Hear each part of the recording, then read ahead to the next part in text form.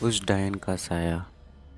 ये कहानी मेरी माँ ने सुनाई थी, जो बहुत ही भयानक और दर्दनाक कहानी है। इसको सुनने के लिए वीडियो को लास्ट तक ज़रूर देखें।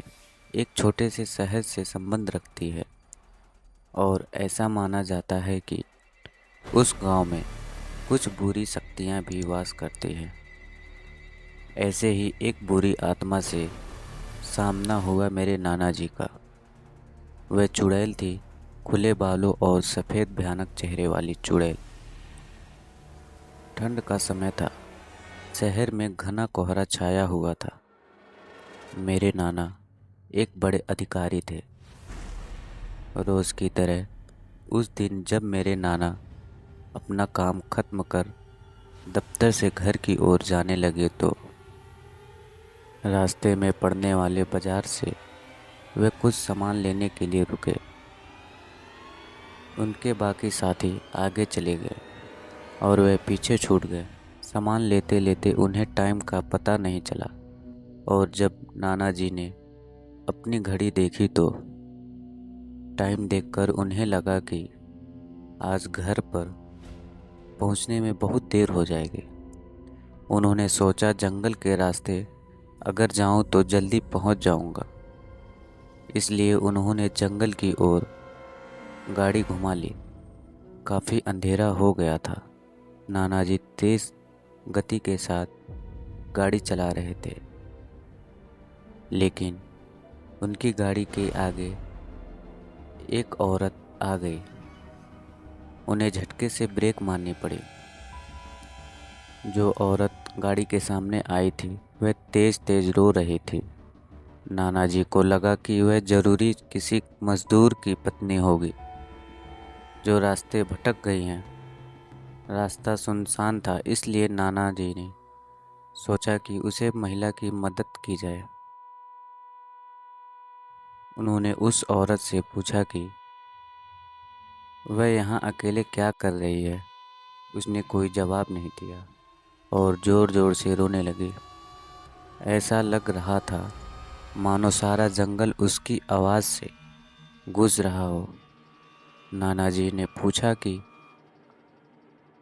उसका घर कहाँ है, तो भी वह कुछ ना बोली। नाना जी ने उसे बोला कि तुम मेरे साथ मेरे घर चलो, सुबह तुम्हारे घर छोड़ दूंगा। वह नाना जी के साथ चलने के लिए तैयार हो गई और गाड़ी के पीछे वाली सीट पर बैठ गई।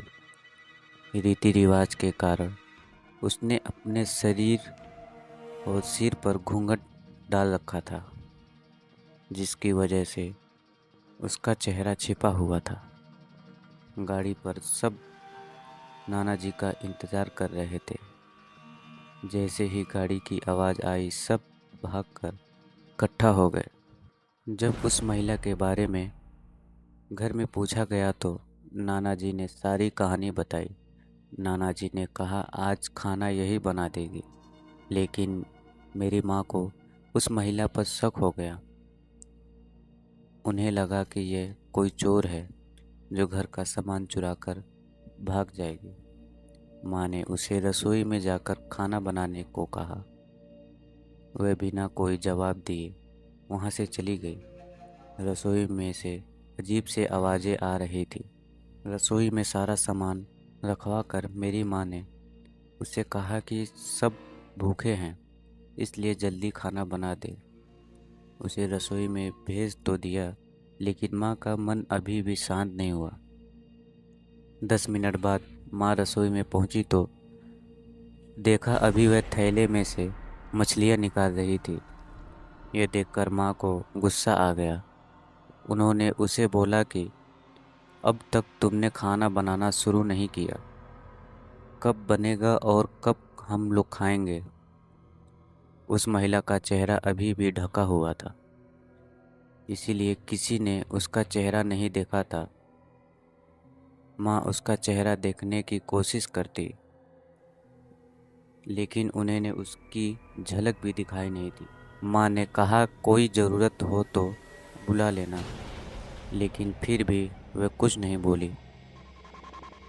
उन्हें लगा कि शायद अनजान लोगों से डर रही होगी। माँ रसोई से चली गई, लेकिन जब 10 मिनट बाद वे फिर वापस आई तो रसोई का दृश्य देखकर माँ डर गई। उनके पैर जैसे वहीं जम गए। उनके गले की आवाज़ नहीं निकल रही थी। उन्होंने देखा कि वह औरत रसोई के स्लैब पर बैठकर कच्ची मछलियाँ खा रही है। सारी रसोई में हड्डियाँ और मांस के टुकड़े बिखरे पड़े हैं। उसके सिर का घूंघट भी उतरा हुआ था। उसका चेहरा बेहद खौफनाक था। बाल बहुत बड़े और नाखून एकदम काले। वह मछलियाँ खाने में मगन थी, इसलिए उसका ध्यान माँ पर नहीं गया। माँ भी चिल्लाई नहीं कि कहीं वह और ज़्यादा खतरनाक ना हो जाए। माँ ने एक थाल उठाया और वह चूल्हे में से जलता हुआ कोयला उठाकर उसकी तरफ दौड़ी। उसे आज भी एक औरत दिखाई देती है। कोयला उस चुड़ैल पर फेंक दिया। आग की जलन की वजह से वह डायन तेज तेज आवाज़ें निकालने लगी। उसकी आवाज़ सुनकर सारा घर इकट्ठा हो गया। उसे आग दिखाकर घर से बाहर निकाला गया। उसकी आवाज़ इतनी तेज थी कि आसपास के लोगों का भी बाहर जमावड़ा लग गया। वह डायन लोगों की भीड़ को हटते हुए जंगल की तरफ दौड़ी।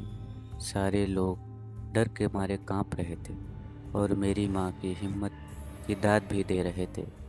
अगर उन्होंने सही समय पर कोयले से उस डायन को भगाया नहीं होता तो ना जाने क्या हो जाता।